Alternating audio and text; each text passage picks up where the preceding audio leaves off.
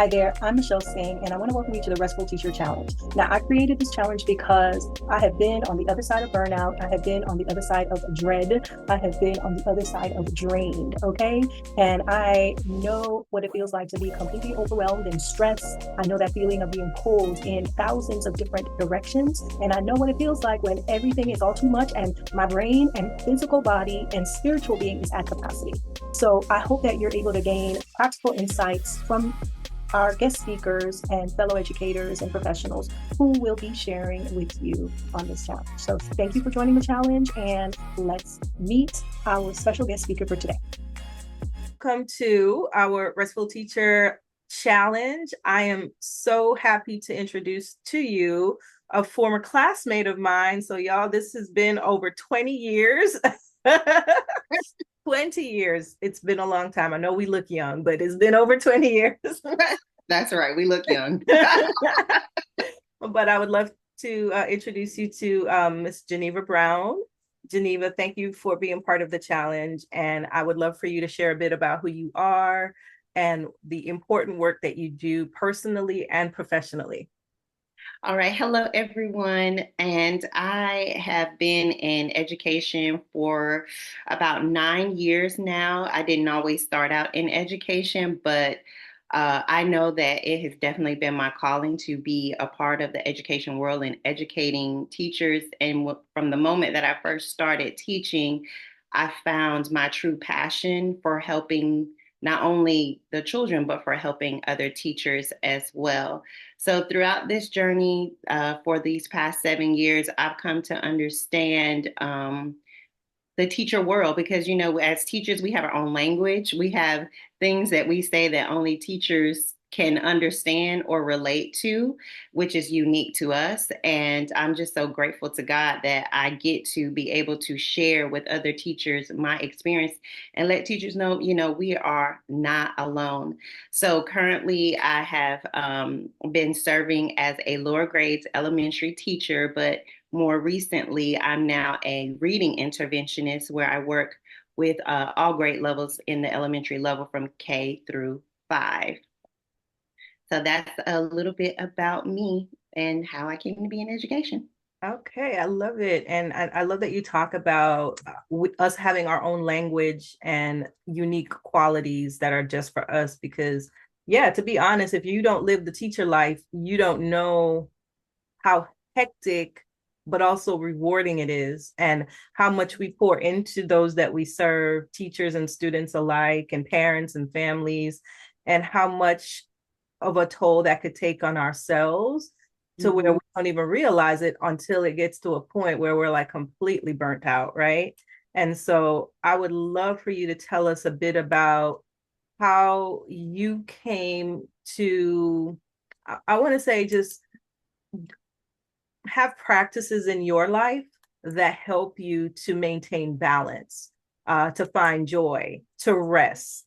And I know that kind of relates to some of the other work you do, maybe in writing and what you've done in publishing, because that's certainly an outlet for us Mm-hmm. who are creative to find that joy, in our lives.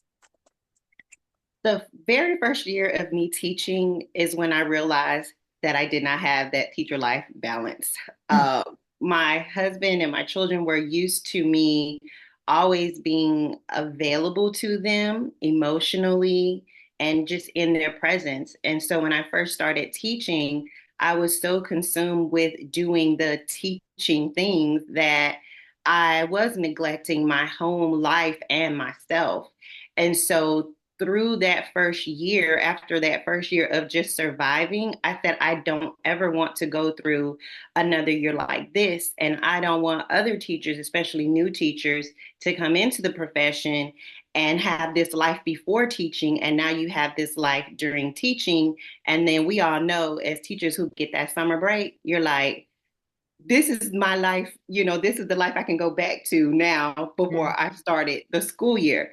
And I hate that us teachers feel that way because every single day of the school year should not consume the work that we do for other people.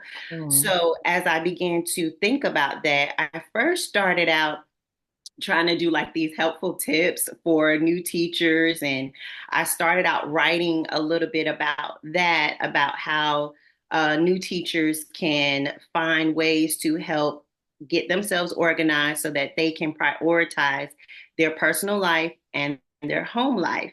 And then as that kind of grew and evolved, I ended up writing a actual teacher devotional where teachers can be more intentional about making time for themselves. And I get it. I know, any devotional that you get, sometimes it just requires you to be there every single day.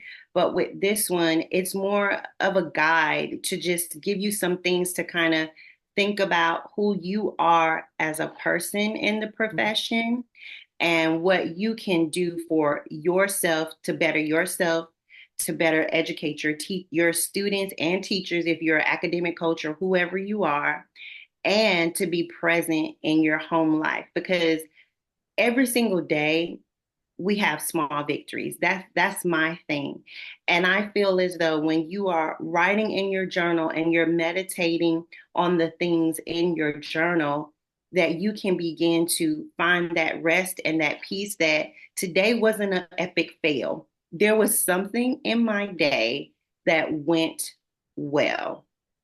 And for a lot of us teachers, we forget to find that one thing in our day that absolutely went well for us and write that down and let that carry you to the next day and the next day and the next day, because teaching is not easy. It is so hard, and it's so hard for us to find that rest. So one of the major ways that I have found rest for me is by meditating on a short passage of scripture or motivational word from other teachers or other professionals that write different devotionals, and just reflecting on what it is that I'm hearing and writing down my own thoughts about how that applies to my life. So many you said so many. I mean, there's just so many things to pinpoint, so many gems you've dropped. But I want to go back to this last thing that you said, because when we hear the words meditation and when we hear the words mindfulness, it's hard for us to grasp what that is exactly if we don't see it in a practical way, because we may have this vision of mindfulness of being in a park doing yoga with your eyes closed for an hour, but that's not practical for us. So I love that you have a practice, you have a routine in how you meditate, and I would love if you could break that down for us so that you can show everyone who's thinking, how am I gonna start? Because I have no idea what meditation looks like. How do I even put it in my day if I don't even have time to eat lunch? Right? And Yes. so what is it that you do to make it a part of your routine, and walk us through what that routine looks like? Because I love how you mapped it out. You meditate on a specific word, you mentioned reflection, you mentioned small wins, but like map that out so they have like a kind of like a roadmap. All right.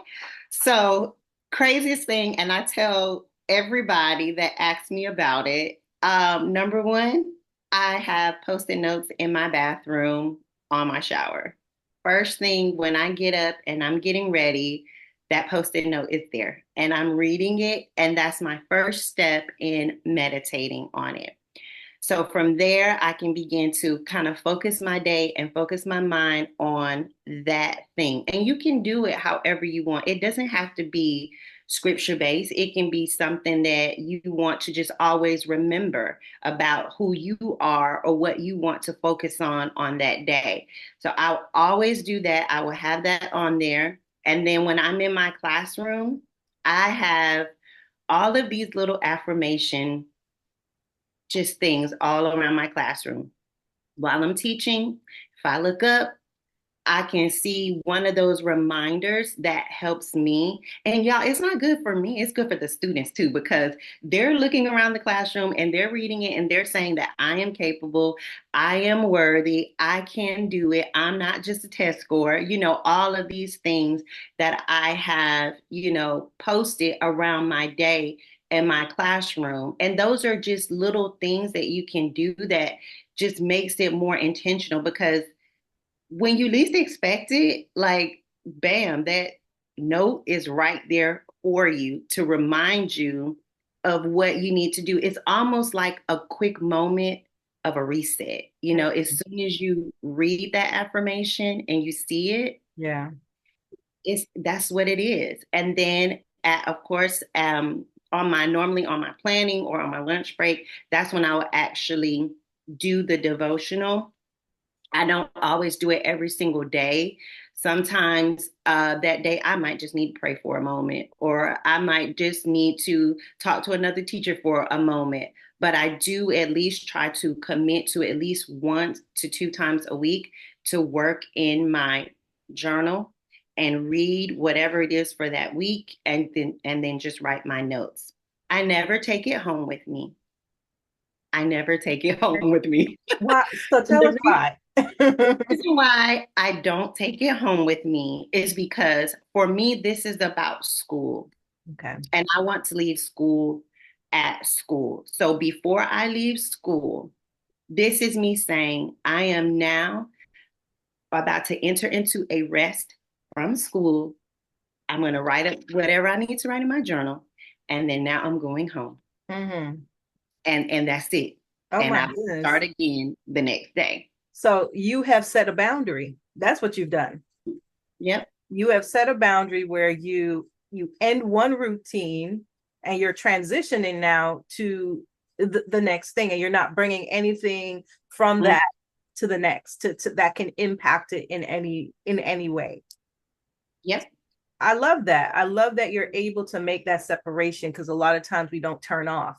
We bring, we bring what is at home in the classroom. We bring what is in the classroom at home, and it affects everybody around us. Yes. So How can you rest from it if you keep bringing it on and on and on and on, and it never gets turned off? yeah, you have to be able to make those transitions so that they don't, like you said, they don't interfere, with your home, and they don't consume, your work does not consume what you're doing at home personally, and you're able to prioritize what you need to prioritize. So I love that you have like that really clear cut boundary. You leave it at school, but you're able to still reflect on those small wins like that you talked about, right? Mm-hmm. You're able to have resets throughout the day. You're modeling for your students, which I think is excellent, because why aren't we sharing these practices with the students who need them?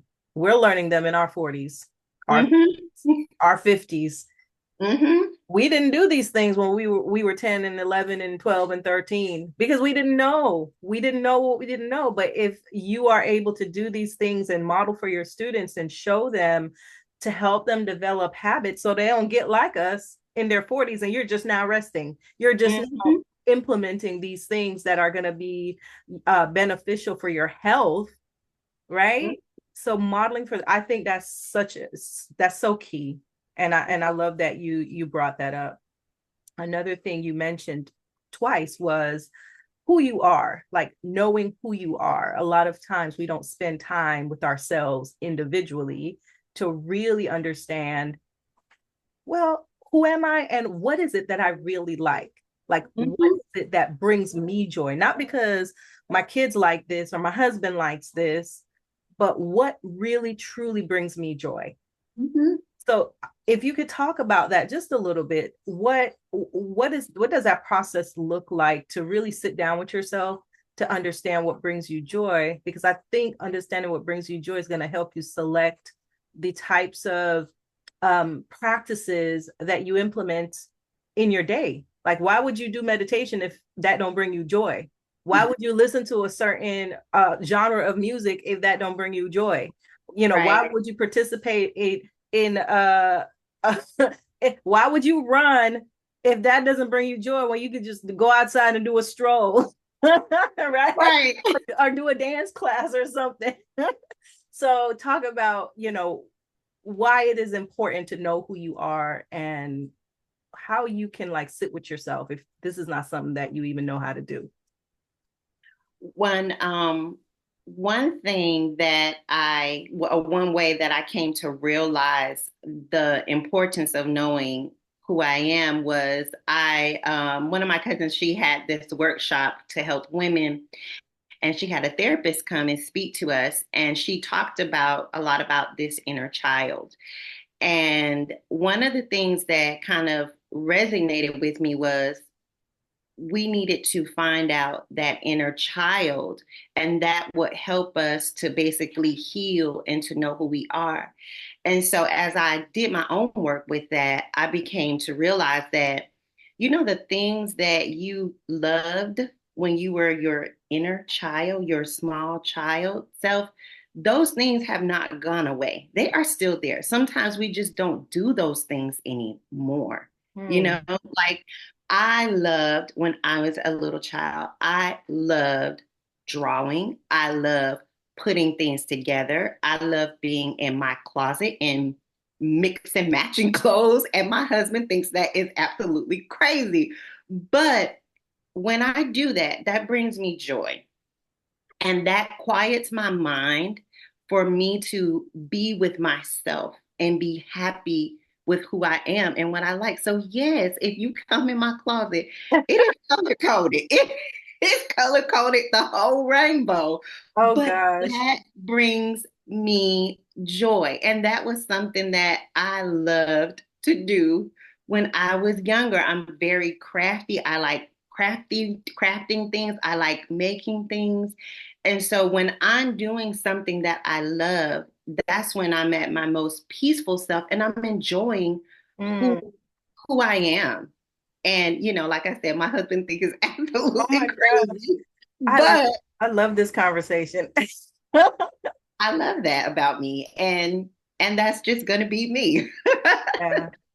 Okay, so the inner child, the healing, figuring out what it is that you loved as a child and seeing how you could bring that in as an adult. I mean, there's so many layers to that. Like just one, being able to go back to what it was like to feel, to feel like a child when you were 8, 9, 10, 11 years old. Like, what did that feel like for you? What can you remember doing that was fun and that made you smile? And, what were those things? And how can you bring those things into your current adult life?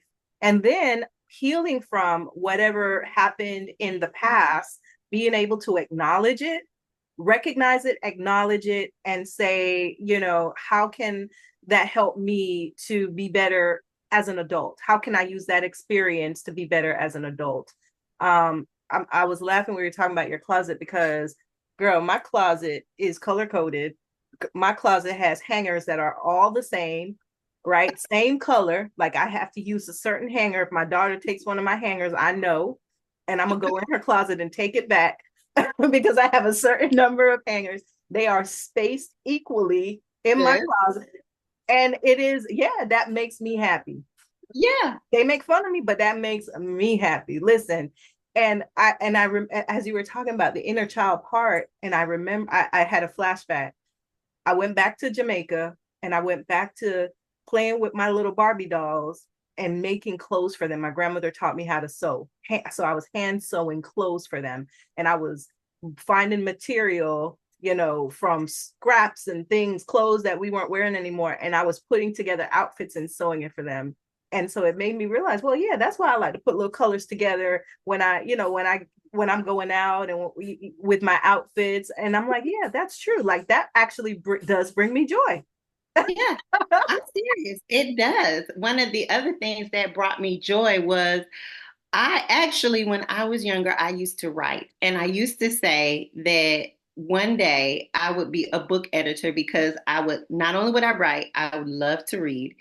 And so I would sometimes find like little mistakes in the book. And I was like, man, do they even have anybody like Oh proofreading my these gosh. books or anything like that? And so, writing still brings me joy. For me, going to school and writing and doing all those things, it's not a burden for me. It's Yeah. a part of me. It's who I am.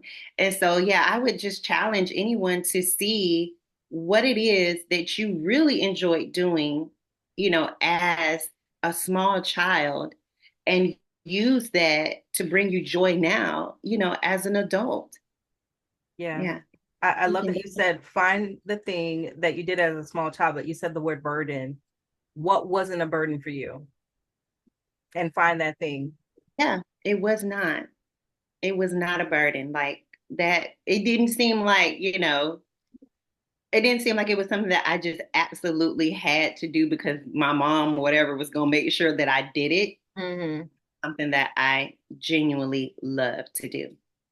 So Yeah. find that thing that you did naturally, that wasn't a burden, that you felt happy doing, or you felt some kind of positive feeling doing, and see how that can transfer into your life as an adult.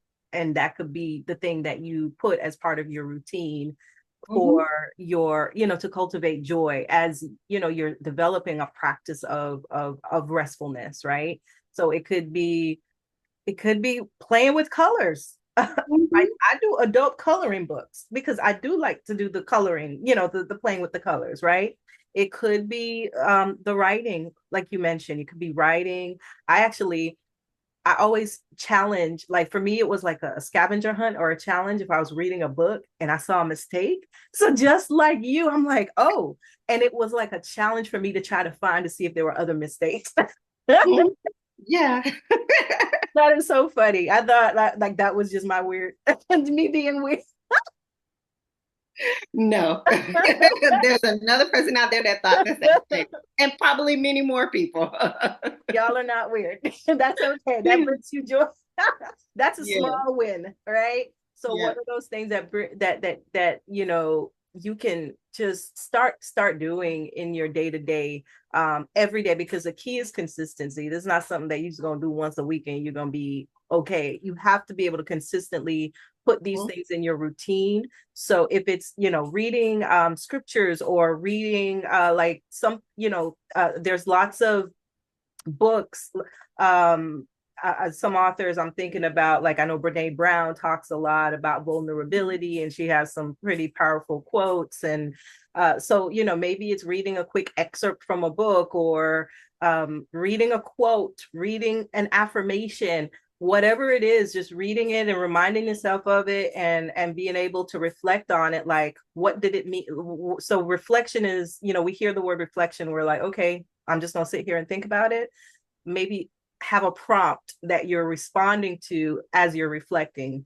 So as you read the quote or the affirmation, what does it remind you of?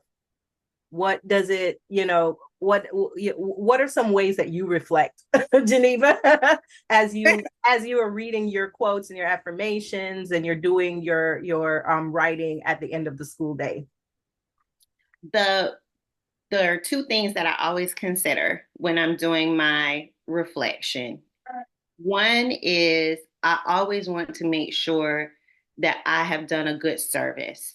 Like that is one of the reasons why I believe that God has me in education is to serve. So, did I serve in my reflection? Did I serve my students well, the staff that I work with, and myself? Did I serve them well Mm-hmm. today? And then the other part is because, I'm just God's girl. Would he be pleased with what I have done? And if he wasn't, it's okay. What can I do tomorrow to be of better service Mm-hmm. to myself, to others around me, and to make sure that God sees and knows that I am trying and I'm gonna get this thing right, as Mm-hmm. much as I possibly can. So for me, those are the things that I try to focus on when I am reflecting on my day is what did I do? Because Mhm. a lot of times I feel as though we go through our day and we don't think about what it is that we have done. You know, Yeah. you can get to the end of your day and you'll be like, what did I do? Like, And not just checking off the boxes on a to-do list, not just, okay, I did this, check, check, check, but what did I do to serve? Like, how did I serve somebody well? How did I serve I love that you said yourself. How did you serve yourself well? And so think about, I love those two prompts. How did you serve? And then you said, how is this pleasing to God? mm-hmm, And if it's not, it's okay because we all mess up.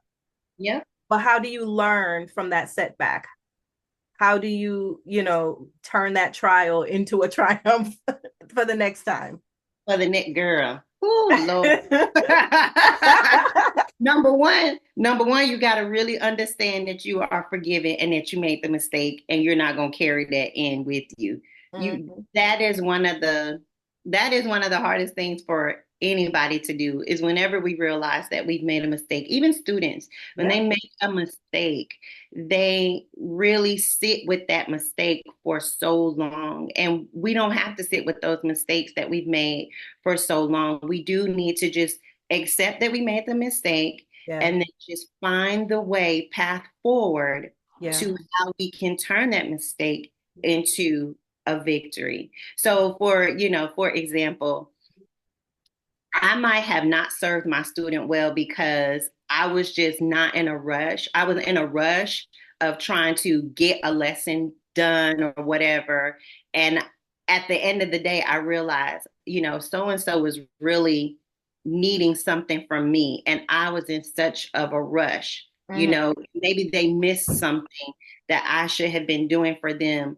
And that for an educator can eat at you because you can Yes. feel like, oh my God, I missed that moment, for, to make that connection with that student, to help that student grow.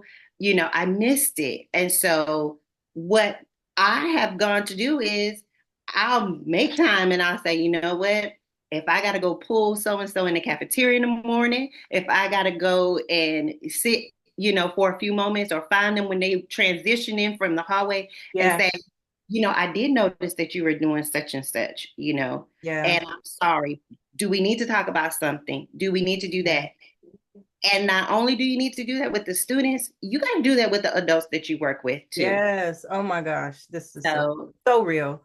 Yeah, so real because you're modeling, you're showing forgiveness, you're showing humanity because these kids sometimes don't see that. These mhm, adults don't see that. And you're doing these things and showing that, yeah, I messed up, but I can recover from it. And here's how you can. And it's okay to apologize. It's okay to do it over because we live in a world where perfection and filters are the norm. And so people don't think that people mess up, but you mhm, show them how you recover from the mess up. And that yeah, it's okay to mess up. And you don't have to dwell on the mess up or the mistake or the setback and then let that define you. mhm. This is so good, so real.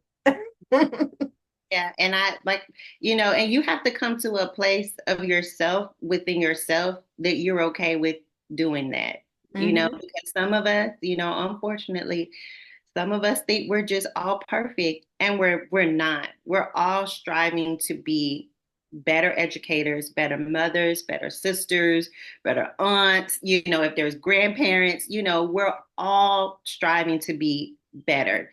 Whatever we do in our professional life can work in our personal lives. So, Mhm. I do, believe that as well. So, I think it should. Like you shouldn't be one person in one life and in your profession and be a completely different person personally. I think they should overlap because you're showing authenticity when you do. And you're showing humanity when you do mhm, as well.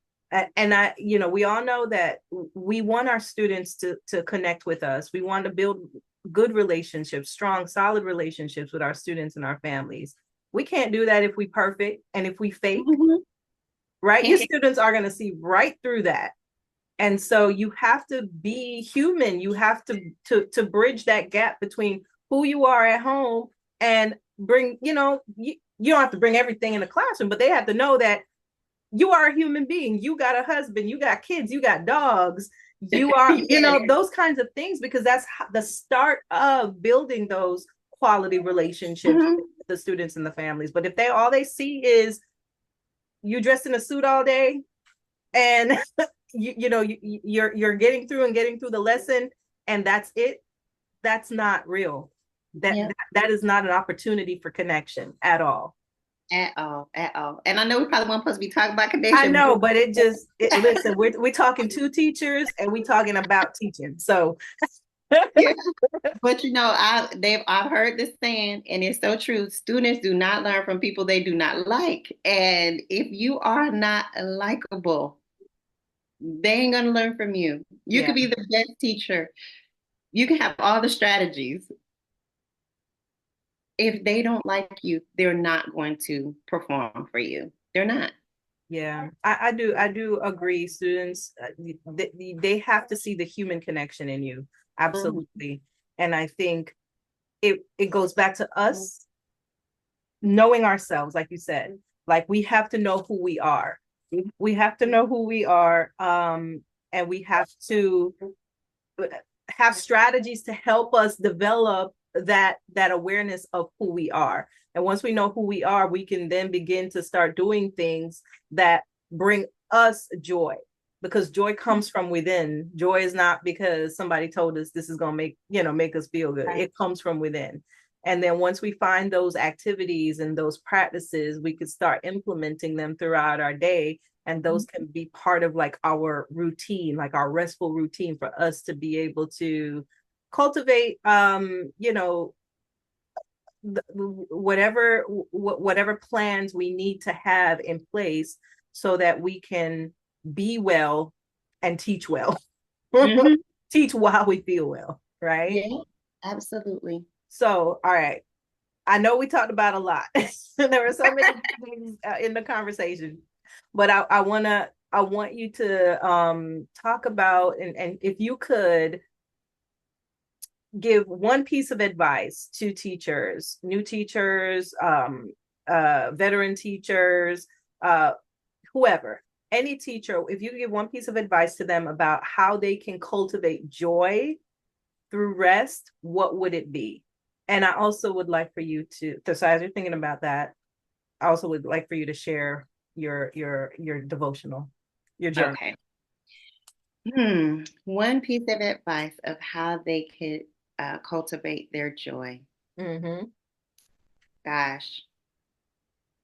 Mm, if I could give you one piece of advice about that, I would say the first thing that you would have to do would be to accept who you are, because a lot of teachers go in and we see and we look at all of the other teachers and the ones that are, very popular, the Pinteresty teacher and everything. And for veterans, for new teachers, everyone is trying to, because of the society we live in, they're trying to kind of live up to this mark. And that's not going to bring you joy.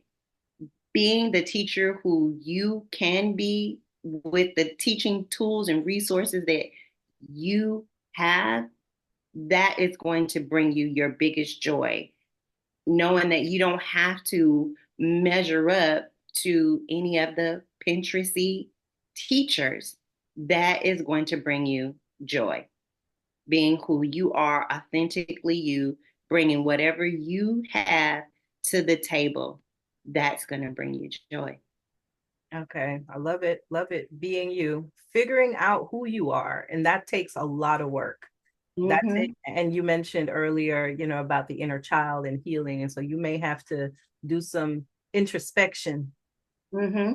to figure out who you are at the core and allow that into your life, your professional and your personal life, because tapping into that is going to help you figure out what brings you joy. Mm-hmm. Yeah. Absolutely. If you don't know yourself, you won't know yourself. Mm-hmm. Mm-hmm. Absolutely. So before we close for our our segment today, I would love for you to share your devotional, your journal that you have, and what's going to happen with it. Well, I definitely have, as we've been alluding to, I've written this devotional. It's called Inspire. It is a 36-week teacher devotional and journal. So it's for all 36 weeks because we are working 36 weeks as a teacher. So this devotional is available on Amazon. I believe it's like $15 on Amazon.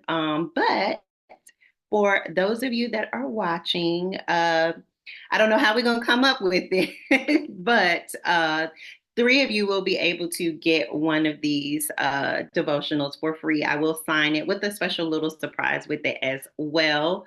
But this was definitely my biggest hard work for other teachers to help them throughout their teaching journey. It does not matter how long you've been teaching, if you're new to teaching, if you've been teaching 20 plus years, there is always time for you to be inspired, for you to go through your next school year inspired and forget about last year, but be ready to take on the new year. So that is what this devotional is all about. And that's what it's designed to do to help teachers.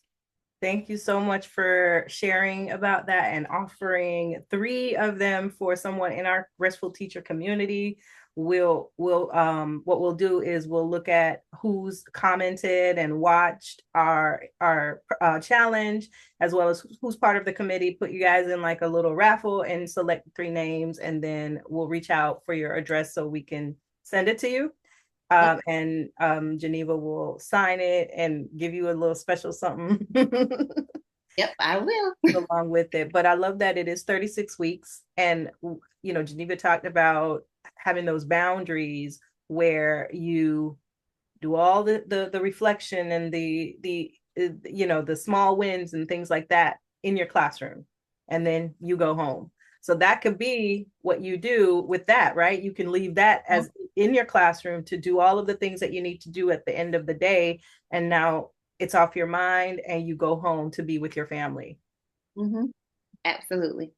So thank you so much, Geneva, for being part of the Restful Teacher Challenge this year and sharing your experience and your expertise and the stories that you've talked about and all of the gems that you were able to provide to the community.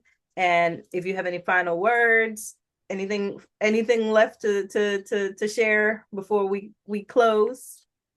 No, just thank you so much for having me. And teachers, take your rest. You need it. Be Yes, in the habit of resting. absolutely. So thank you, Geneva, and thank you all for watching. Thank you so much for participating in the Restful Teacher Challenge.